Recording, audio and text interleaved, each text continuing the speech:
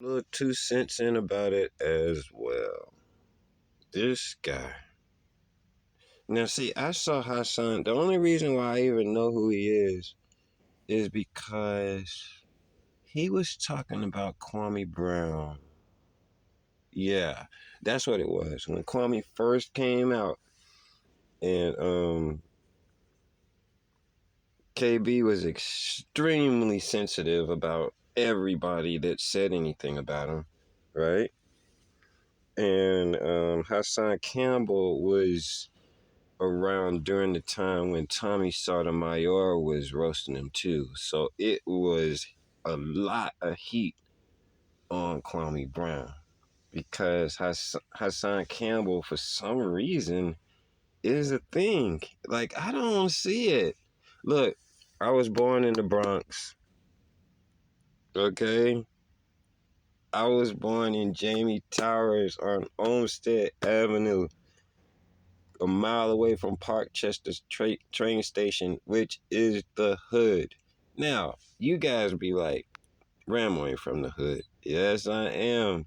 My father was raised in Harlem. My mother was raised in Harlem.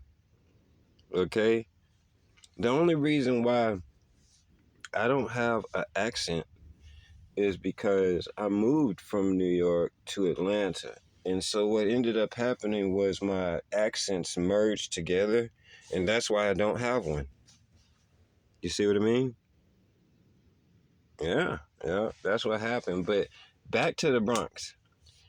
If you would have been outside, Mr. Hassan Campbell, of my project building, and my brother was there, and you was doing all that bullshit, you wouldn't have got shot. He would have come down there and beat the fuck out of you.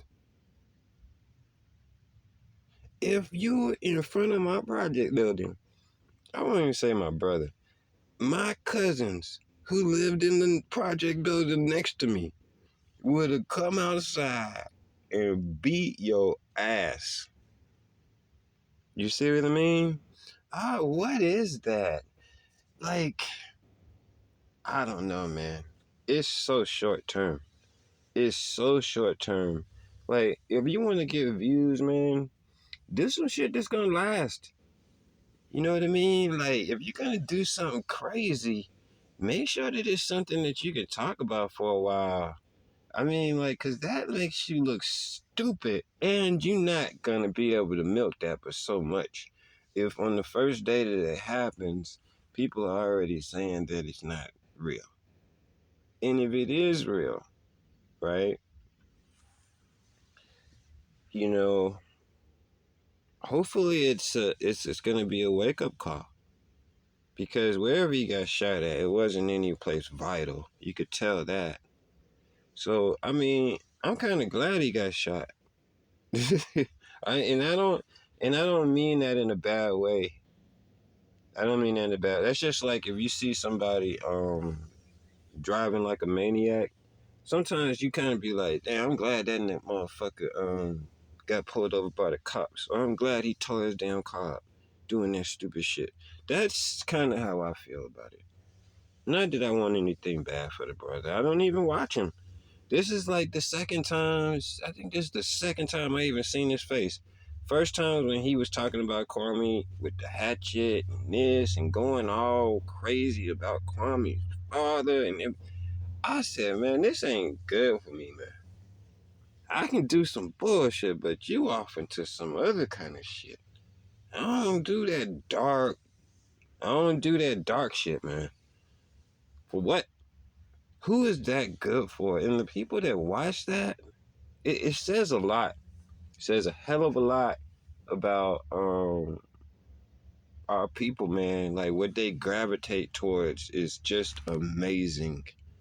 You know what I'm saying? It's like, man, I mean, like, I'm not going down that road. And I could get real dark and talk about people in a certain way because I do have that avenue through Kwame Brown if I really, really wanted to go there. But if you guys notice, when I get on the link, all I'm doing is responding. I'm not coming on there with an attitude or anything. If somebody says some slick shit to me, I slap them across the face. That's it. I ain't trying to meet nobody. I ain't trying to fight nobody. And it's not because I'm a punk or anything like that. Like, I don't think we know each other well enough to be talking about fighting each other. Nuh-uh. Mm-mm. Mm-mm. Mm-mm. Nah, we don't. None of us know each other well enough to talk about actually fighting each other. You know what I'm saying? So it's like, I just wanted to make this little video because it's like, hey man, I might get me some views off it. You know what I mean? But I'm not. I won't mention his name again, not unless he gets shot again. I mean, because the guy doesn't have any talent to me. If he does, I don't see it. The only thing I know is that he got raped by African Bambaataa. If that's your claim to fame, like niggas just different to me now. That's something that I would never ever mention. I wouldn't say that. I wouldn't tell anybody that. Maybe my closest friend, maybe my parents. Um, to tell everybody that you got raped by African Bambaataa, um, and that got you for. I heard somebody say he had over 400,000 subscribers. Like, what does that say about? It doesn't say anything about him. It says something about all those people that go watch that. And now, the first time I saw him, he was acting stupid with the whole hatchet with Kwame Brown, right? Now, this is literally, I'm not exaggerating. This is literally the second time I've seen this guy. And 3, 4 years later, this is where he arrived. You know, if you look at somebody's page, this is one of the problems that I have with Kwame Brown. If you look at somebody's page, you should see over a few years, especially, you should see the change in that person. You should see some mental growth in that person. You know what I mean? Like I shouldn't, as much as I go over there to Kwame's page and stuff, right? It's really not that much. You know what I mean? I might spend about 3 or 4 hours a week fucking around on his link or whatever it is, and that's it. I mean, the rest of my whole week is not about that. I don't be thinking about that shit. You see what I mean? Like, for Kwame to come on sometimes and talk about people for hours and hours and hours, I get it because, I mean, I guess there's money involved in it. You know what I mean? But there's more time throughout the day to show people that you've grown as a person too. And I am not about to get into Kwame Brown because that's just something I think is going to take time. I don't think he's mature enough um, yet to see real change in him. And there's nothing wrong with that because, like I said before, when I really looked at the situation and everything, most of these people are kind of young.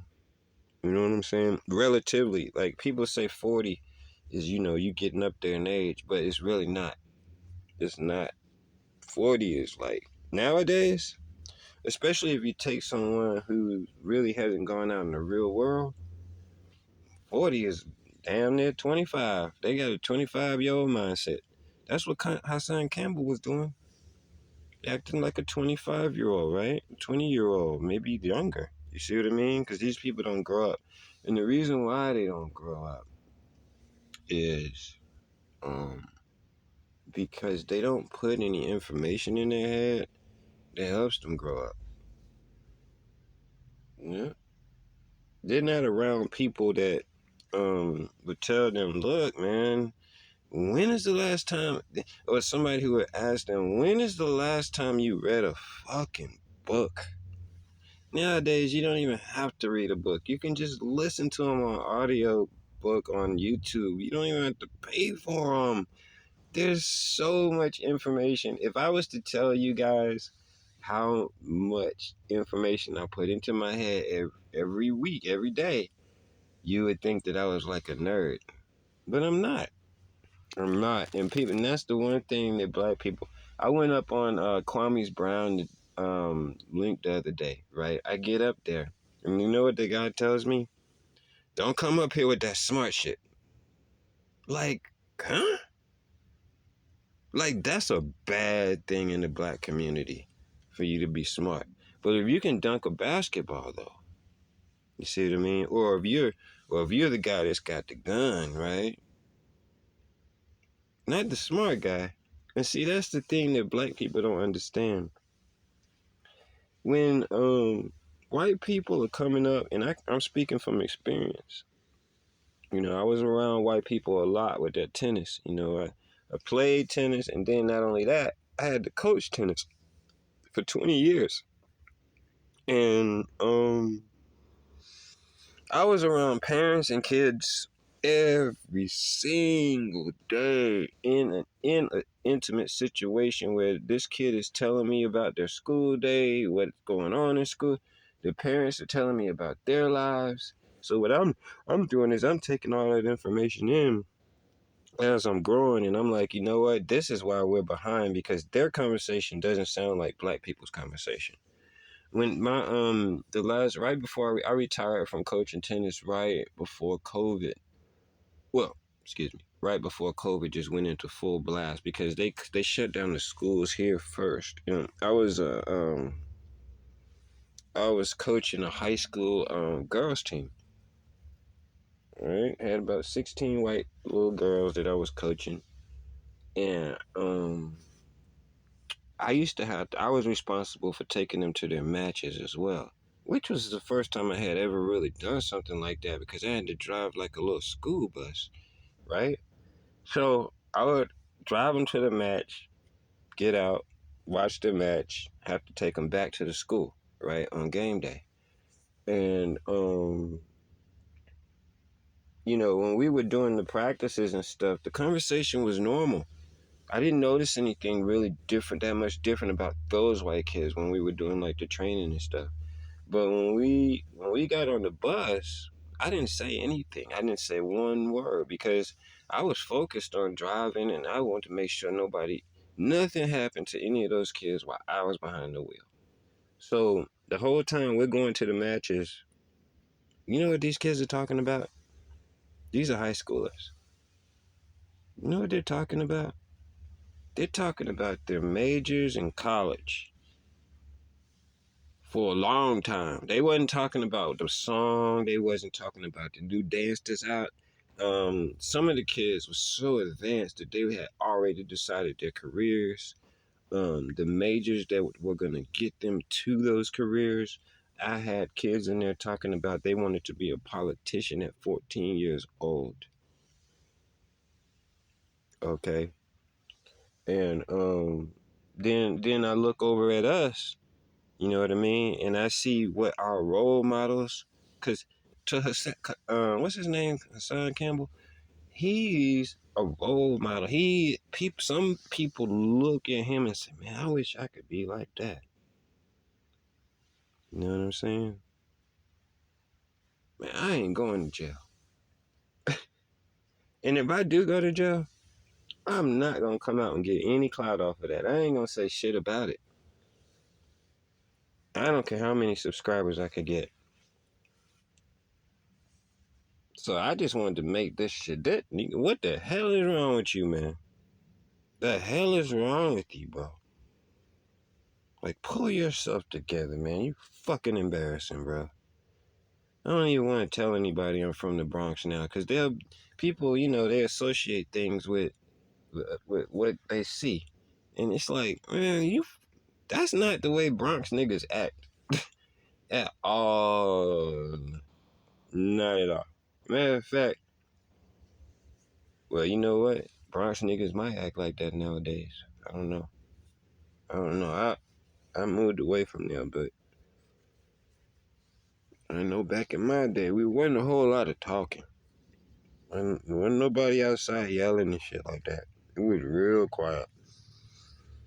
You didn't want to be the person out there yelling like that, saying you gonna throw somebody's mother down the steps, and like it's to those extremes.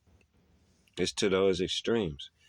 Because see, like now, if that's me, right, and he's yelling up at me saying, when he sees me, he's gonna throw my mother down the steps and stuff like that. Well, we got a problem. We got a problem because I don't know if you might do something like that or do something to me. So now I'm gonna have to do something to you first. You see what I mean? Because you out of control. You see what I mean? So what ended up happening? I don't know. But what's gonna end up happening if he keeps doing that shit? Eventually, he's gonna get killed. Yeah, he's either gonna get killed or he's gonna be in jail. I mean, that's just as clear as day to me. Just as clear as motherfucking day. Just like it should be clear to you if you've been coming over here and watching my videos. It should be very clear now that I'm the baddest man on YouTube.